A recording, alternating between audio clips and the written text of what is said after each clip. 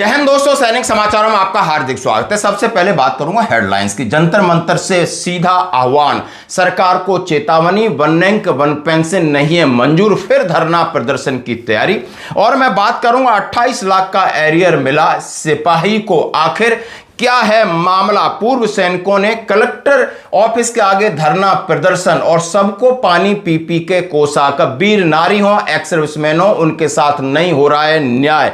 और मैं बात करूंगा, हाँ जी दोस्तों, मिलिट्री हॉस्पिटल में सप्लाई हो रही है एक्सपायरी दवाइयां, यानी भंडाफोड़, छापेमारी में खुलासा और महंगाई की मार, यानी सरकार लेगी जनता की जान। कांग्रेस अब क्या कह रही है ये भी आपको सुनना होगा। तो आइए दोस्तों खबरें करते विस्तार से। सबसे पहले हाँ जी दोस्तों, मैं बात करूंगा 27 सितंबर 2026 को जंतर मंतर पर दोपहर 12 बजे से 2 बजे के बीच विरोध आंदोलन प्रदर्शन और ऐतिहासिक 4000 दिन हो गए हैं, उसको भी मनाया जाएगा। प्रेस कॉन्फ्रेंस होगी और वन रैंक वन पेंशन के ऊपर जो भी विसंगतियां उसके बारे में सीधा खुलासा होगा। जैसा कि आप देख सकते हो, रक्षा यानी जितने भी वेटरन्स हैं उनके लिए आह्वान किया गया है कि वन रैंक वन पेंशन का आंदोलन अभी जारी रहेगा। उन्होंने कहा है 7 नवंबर 2015 को वन रैंक वन पेंशन की जो पॉलिसी लागू की गई है वो वन रैंक वन पेंशन की वास्तविकता से बहुत दूर है। वहां पर प्रीमेचर रिटायरमेंट को आपने वन रैंक वन पेंशन से दूर कर दिया,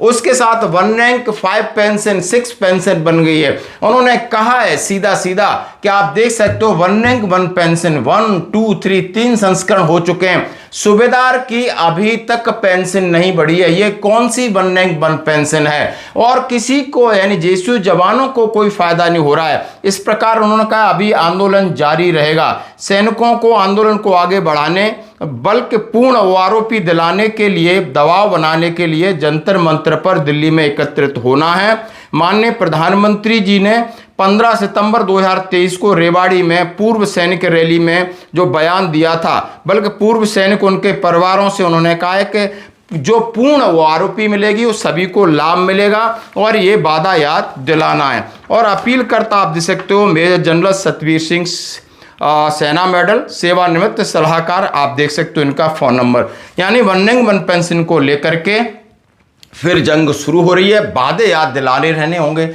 सरकार के ऊपर दबाव बनाना बहुत जरूरी है दोस्तों। जैसा कि वन रैंक वन पेंशन में बहुत सारी विसंगतियां, कई लोग 8वें वेतन आयोग के सामने अपनी उस व्यथा को व्यक्त कर चुके हैं कि हमें वन रैंक वन पेंशन के नाम पर सरकार ने करोड़ों अरबों रुपए तो बांटे, लेकिन फायदा कहां हुआ ये देखने वाली बात है।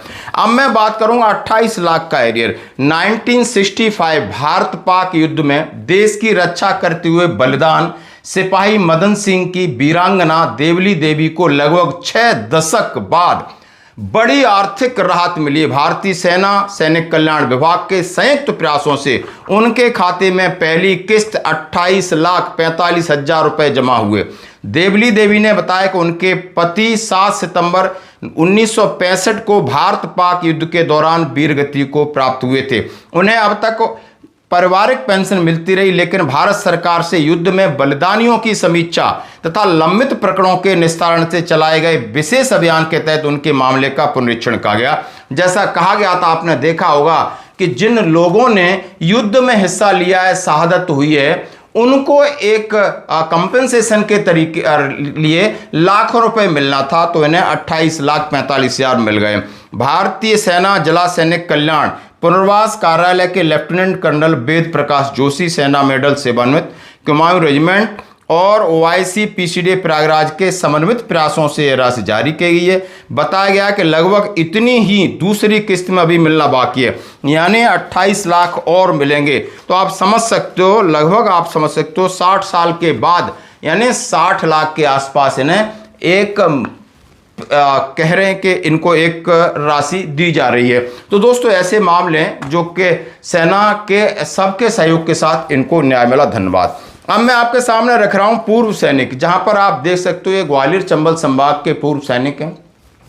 पूर्व सैनिक कल्याण संगठन ग्वालियर और उसके अध्यक्ष हैं अरविंद सिंह तोमर और उनकी अगुवाई में उनके पूर्व सैनिक हैं लगा कलेक्टर ऑफिस के आगे धरना प्रदर्शन उन्होंने किया है। दूर किया जा रहा है और यदि यहाँ पर जो बैठे हुए लोग हैं उनको इस बात की शर्म आनी चाहिए कि आखिर सैनिकों को यदि अनुकंपा नियुक्ति का केंद्र सरकार से, राज्य सरकार से प्रावधान है तो क्यों सरकार नहीं सुन रही है।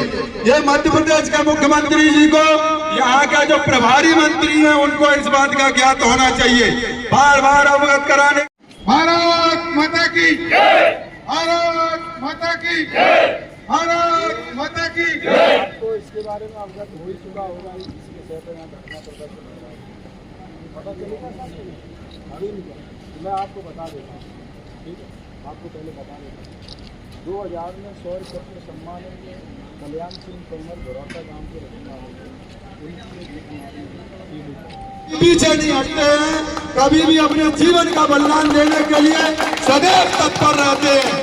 लेकिन शर्म आनी चाहिए यहाँ के शासन और प्रशासन में जो बैठे हुए लोग हैं, जो शौर्य चक्र सम्मानित एक विधवा वीर नारी को यहाँ धरना पर बैठने की आवश्यकता। नारेबाजी की है, सरकार को पानी पी पी के कोसा है। माननीय प्रधानमंत्री जी से कहा है आप मिठाइयाँ खिलाते हो, मिठाइयाँ खाते हो, हमारी बातें करते हो, ऑपरेशन सिंदूर को भुनाते हो, लेकिन आपकी अग्निपथ योजना को लेकर उन्होंने कहा। साथ ही उनके साथ कुछ वीर नारियां थीं, यानी उनके बच्चों को अनुकंपा नियुक्ति लेकर मध्य प्रदेश सरकार के ऊपर दबाव बनाया कि आपने वादे नहीं निभाए।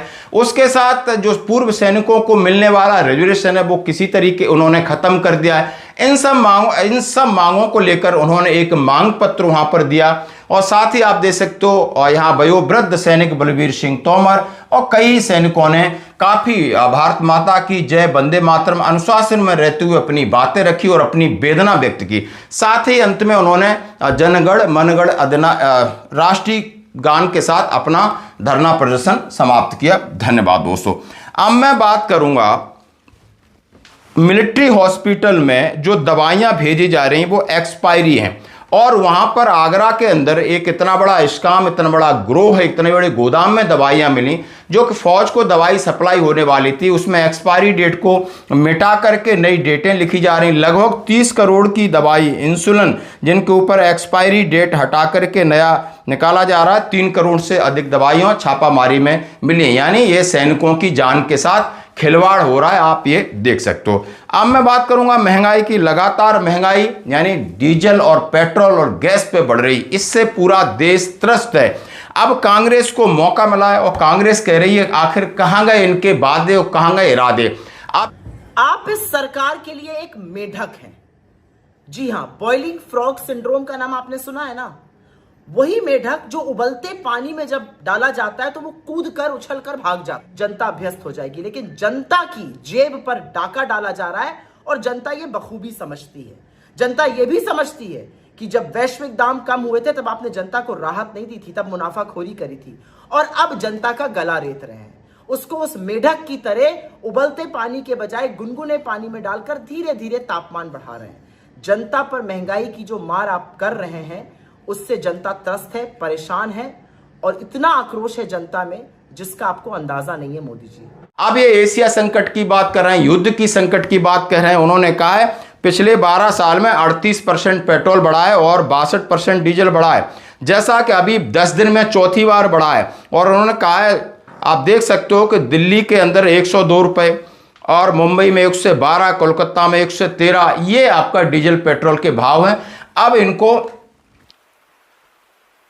पेट्रोल और डीजल पे आ जाए, हम सब पर असर डालता है। पिछले 12 साल में पेट्रोल की कीमतें 38% बढ़ी हैं। 38% increase in the price of petrol in the last 12 years.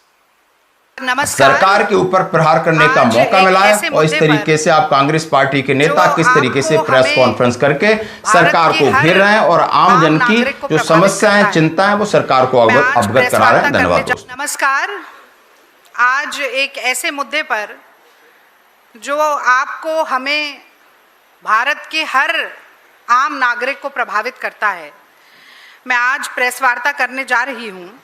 और इस प्रेस वार्ता को कवर करने के लिए सभी जो प्रेस बंधु, प्रेस के साथी, मीडिया कर्मी आज आए हैं। मैं उनका स्वागत करती हूँ, अभिनंदन करती हूँ और इस्तकबाल करती हूँ। और आज एक छोटा सा गाना गाकर मैं अपनी प्रेस वार्ता की शुरुआत करना चाहती हूँ। अब नाम रागिनी है तो कभी कभी करना भी चाहिए।